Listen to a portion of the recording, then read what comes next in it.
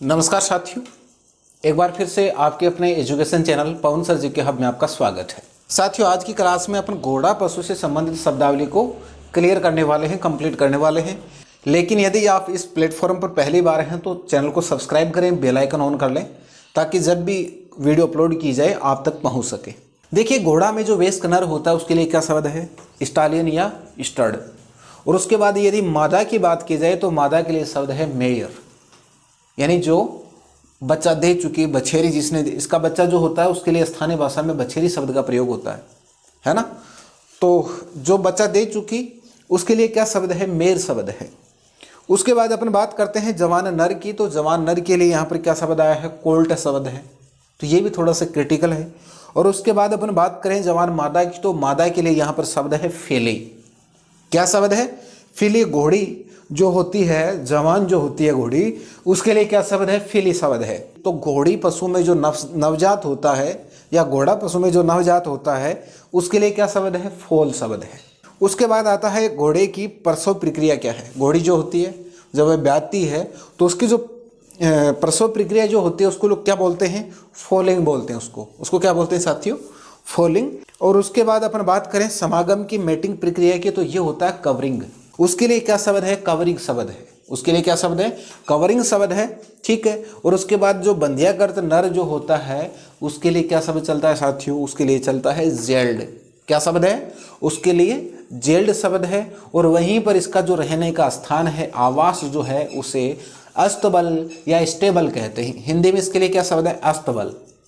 हिंदी में क्या शब्द है? अस्तबल। और इंग्लिश में इसके लिए क्या शब्द है? स्टेबल। तो आपको स्टेबल ध्यान में रखना है। घोड़े का या घोड़ों को रखने का जो आवास है वह क्या है? स्टेबल या अस्तबल भी से कहते हैं।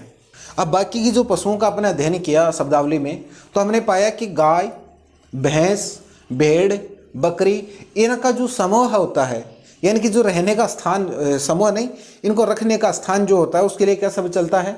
बारन, हर्ड, ठीक। लेकिन यहाँ पर क्या शब्द है? यहाँ पर समूह के लिए किस शब्द का प्रयोग किया गया? हर्ड शब्द का प्रयोग हुआ है। उसके बाद अपन बात करें जब घोड़ी स्ट्रस में बोलती है तो उसके लिए क्या शब्द है? यहाँ पर निगिग। वैसे क्या बोलते हैं इसे? हिन हिनाना। घोड़ी क्या करती है? हिन हिनाती है। गाय रंभाती है, बकरी मिमियाती है, ठीक है ना। तो इस प्रकार से हाथी चिंगाड़ता है, शेर दहाड़ता है। तो ये शब्द जो है अपने कभी कभार आपने देखे होंगे कि अपना जो रीजनिंग वाला पोर्शन है कि वहाँ पर भी क्वेश्चन पूछे जाते हैं। आज तक क्या पढ़े? ओटियोडेक्टाइला। लेकिन घोड़े का गण क्या है? पेरिसोडेक्टाइला। उसके बाद अपन बात करें इसकी फैमिली जो होती है वो क्या होती है? इक्विड। घोड़े या घोड़े की जो फैमिली होती है, घोड़े पशु की जो फैमिली होती है उसके लिए क्या शब्द है? इक्विड शब्द है, इक्विड। उसके बाद अपन बात करते हैं इसके वंश की, तो इसका वंश क्या है? इक्विस। इक्विस इसका वंश है। उसके बाद इसका वैज्ञानिक नाम, तो वैज्ञानिक नाम क्या हो जाएगा? इक्वस केबेलस। ये थोड़ा सा क्रिटिकल है, ध्यान में रखिए, नोट करके रख लीजिएगा, मोस्ट इंपॉर्टेंट लगा के लिख लीजिएगा। घोड़े का वैज्ञानिक नाम क्या है? इक्वस केबेलस।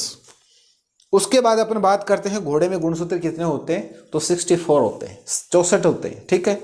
बाकी बकरी में कितने होते हैं? 60 होते हैं। गाय में कितने होते हैं? 60 होते हैं, ठीक है। उसके बाद अपन बात करते हैं घोड़े का जो गर्भकाल होता है, घोड़ी पशु जो होता है उसका गर्भकाल कितना होता है? 11 माह 11 दिन का। 11 माह है 11 दिन का इसका गर्भकाल होता है। यदि आपसे दिन डेज पूछ ले जाएं तो कितना हो जाएगा? 341 दिन।